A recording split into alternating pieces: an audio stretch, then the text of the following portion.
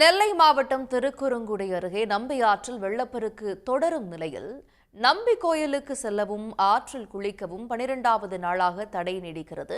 கூடுதல் தகவல்களை வழங்குகிறார் நமது செய்தியாளர் ஆனந்தராஜ். ஆனந்தராஜ், இங்க நம்பி ஆற்றில் எந்த அளவுக்கு வெள்ளப்பெருக்கு இருக்கு? சுற்றியுள்ள கிராம மக்கள் இந்த ஆற்றை கடக்கக்கூடிய முயற்சியில் ஈடுபடாமல் இருக்க என்ன நடவடிக்கைகள்லாம் எடுக்கப்பட்டு இருக்கு?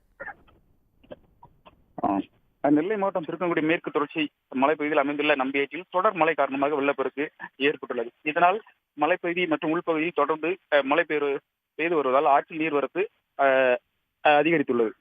கடந்த 13ஆம் தேதி நம்பி கோயிலுக்கு செல்லவும் ஆற்றில் குளிக்கவும் வனத்துறையினர் தடை விதித்திருந்த சூழ்நிலையில் தொடர்ந்து மழை பெய்து வருவதால் இன்று, அதாவது 13ஆம் நாளான இன்றும் ஆற்றில் குளிக்கவும் மலை கோயிலுக்கு செல்லும் வனத்துறையினர் தடை விதித்தனர். மேலும் வனத்துறையினர் அந்த பகுதியில் ரோந்து பணியில் ஈடுபட்டுள்ளனர். விவரங்களுக்கு நன்றி ஆனந்தராஜ்.